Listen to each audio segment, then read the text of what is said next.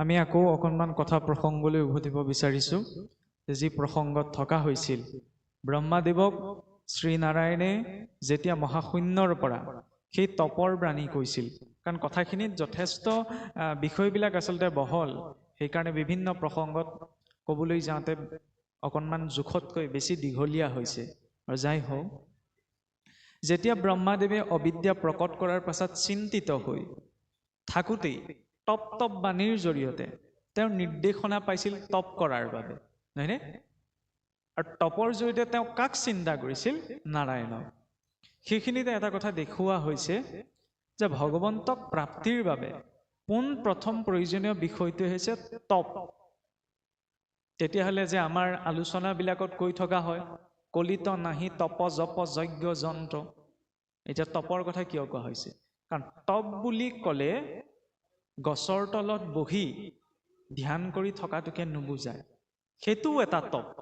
নহয়নে আৰু সংসাৰখনতো তিনি প্ৰকাৰ তাপ আছেই আধি ভৌতিক আধি দৈবিক আৰু আধ্যাত্মিক তাপ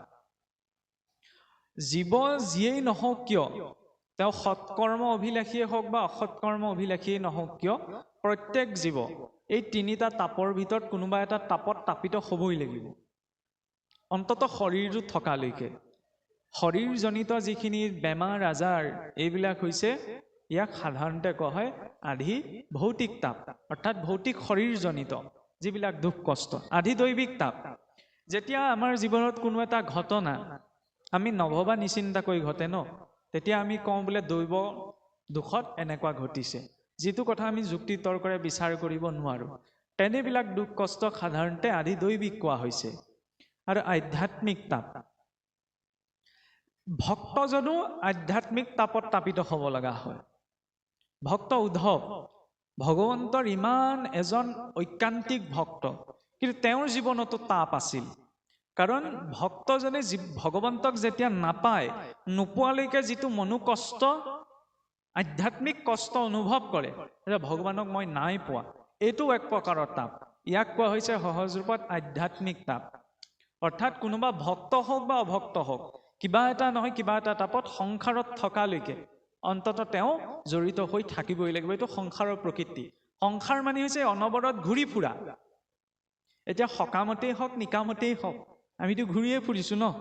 ভালতেই হওক বেয়াতেই হওক আমি নিৰন্তৰ ঘূৰি ফুৰিছো কেৱল মনুষ্যই নহয়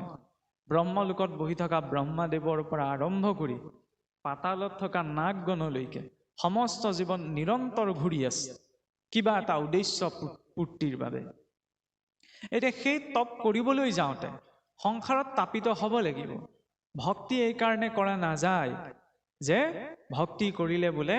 ধৰ্মৰ সৈতে অকণমান জড়িত হৈ থাকিলে মানুহৰ জীৱনৰ পৰা গ্ৰহ দুখ কাল দুখ দৈৱ দুখ ইত্যাদি নষ্ট হৈ যায় আঁতৰি যায় ভক্তি সেইকাৰণে কৰিব নালাগে যে আমাৰ জীৱনৰ পৰা গ্ৰহ দুখ কাল দুখ দৈৱ দুখবিলাক আঁতৰি যাব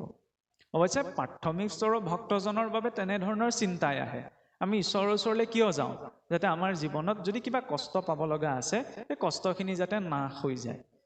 সাধাৰণ ভক্তজনে সেইটো ভাৱ লৈ যায় কিন্তু সদায় যে সেইটো ভাৱ থাকিব জৰুৰী নহয় আৰু চাবলৈ গ'লে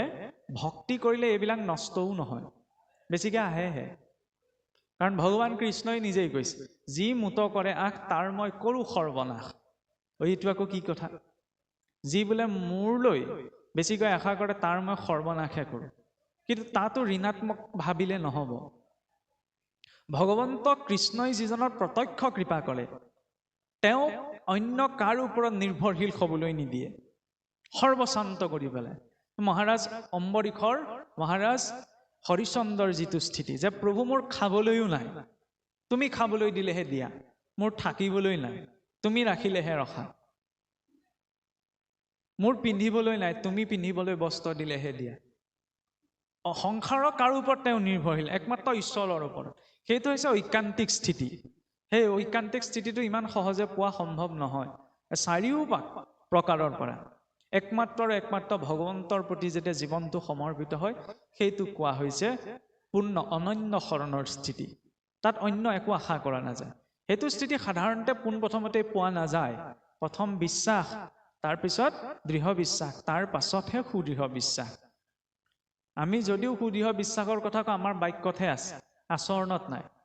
চকু মুদি মই দুখোজ পিছলৈ যাব পাৰিম নে নোৱাৰিম, সেইটোত কিন্তু মোৰ ঈশ্বৰৰ ওপৰত বিশ্বাস নাই যে পৰিলে মোক ঈশ্বৰে ধৰিব, হয়নে? আমাৰ বিশ্বাসটো থুনুকা। ভক্তিয়ে সেই বিশ্বাসটো দৃঢ় কৰে। আৰু ইমান চেষ্টা কৰাৰ পাছতো, ইমান ঈশ্বৰৰ সত্যত বোলে ধ্যান কৰিলেই পোৱা যায়, তেতাত যজ্ঞ দাপৰত বোজা, কলিত শৰীৰ কীৰ্তন বিনাই আউৰ নাহিকে দোজা, হয়নে? কলিযুগৰ যুগধৰ্ম নাম সেয়া সকলোৱে জানে। কেৱল কলিতেই নহয়, 4 যুগৰ মাজেৰে ভগৱন্তৰ নামেই শ্ৰেষ্ঠ। কিন্তু তাৰ অৰ্থ এইটো নহয় যে কলিত ধ্যান নাই, যজ্ঞ নাই, পূজা নাই।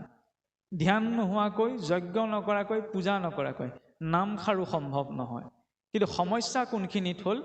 গছৰ তলত বহি থকাটোকে ধ্যান বুলি ভাবি লোৱা গ'ল, হোমৰ জুইত আহুতি দিয়াটোকে যজ্ঞ বুলি ভাবি লোৱা গ'ল, গন্ধ পুষ্পৰে অৰ্চন কৰাকে পূজা বুলি ভাবি লোৱা হ'ল। সেইবাবে মানুহৰ মাজত এইখিনি বিষয় লৈ আজিও সমস্যা আছে, যে এফালে কৈছে কলিত নামেই শ্ৰেষ্ঠ, আনফালে আকৌ তপ জপ যজ্ঞও চলি আছে। কোনটো কৰিম, কোনটো ধৰিম, কোনটো এৰিম? আৰু চাবচোন, এইকেইটাকে ভাগৱতৰ ট্ৰেণ্ড বুলি কয় আজিকালি, হয়নে? বিষয় একো নাই, এই হোম তপ জপ যজ্ঞ কৰিব লাগে নালাগে, দেৱী দেৱতা, নহয়নে, মানিব লাগে নালাগে, এইকেইটা বিষয়তে চলি আছে। আৰু এইটো ধাৰতে চলি থাকিলে আৰু বেছি দিন নাই ভাগৱতৰ প্ৰতি মানুহৰ অনীহা জাগিব, বুলিব কি কৈছিল আৰু ক'ত লাগি আছে মানুহবিলাক, নহয়নে? নজনা মানুহসকলে সমস্যা সৃষ্টি কৰা নাই, জনাসকলেহে সমস্যা সৃষ্টি কৰি আছে।